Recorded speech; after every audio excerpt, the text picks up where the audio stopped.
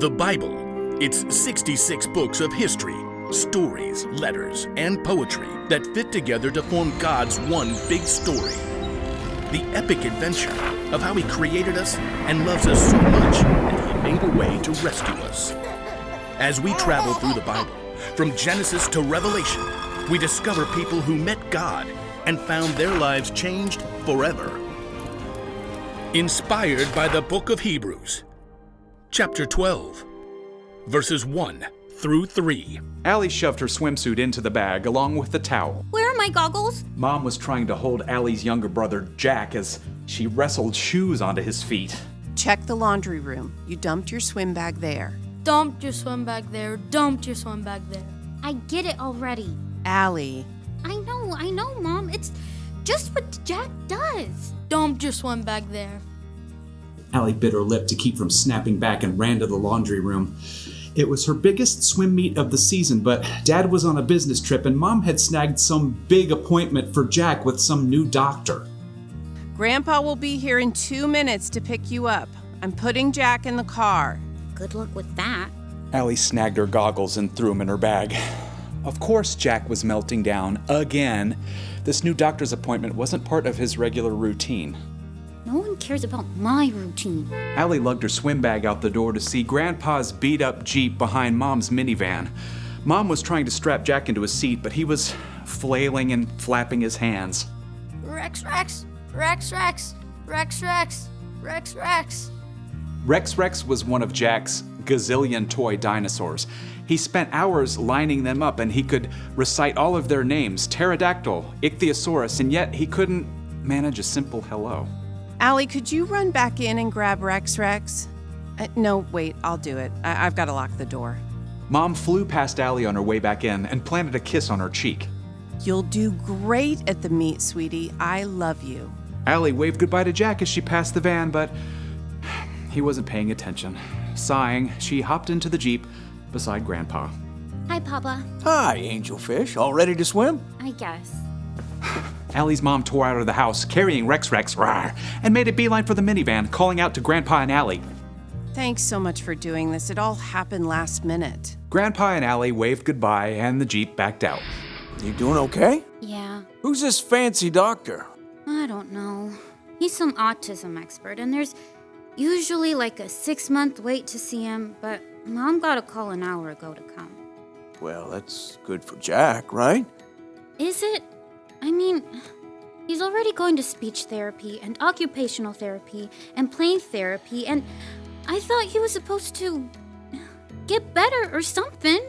But they did that big evaluation thing last month, and now Mom says Jack has autism.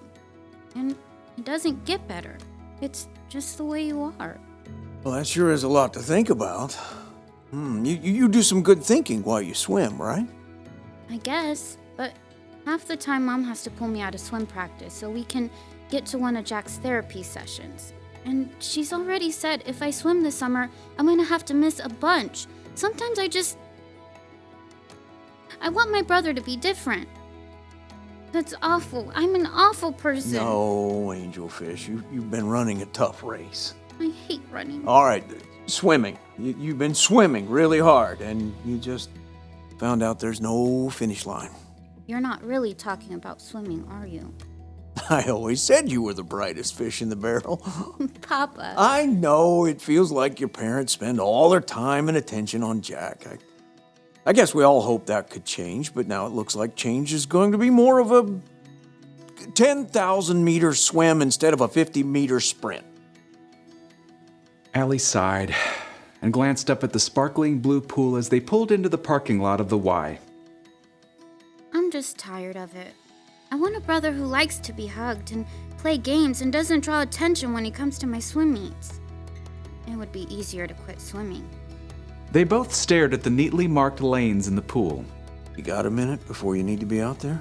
Yeah, I think. What you're facing isn't fair, but everyone's story is different. Everyone has their own 10,000 meter swim, and there's only one way to stick it out. Extra practice? Well, that helps for sure, but I'm thinking about the Jesus kind. Can I read you a couple of verses? You're going to anyway. Grandpa tapped on his phone. Aha, Hebrews chapter 12. Let us keep on running the race marked out for us. Let us keep looking to Jesus. He is the one who started this journey of faith, and He is the one who completes it. He paid no attention to the shame of the cross. He suffered there because of the joy He was looking forward to.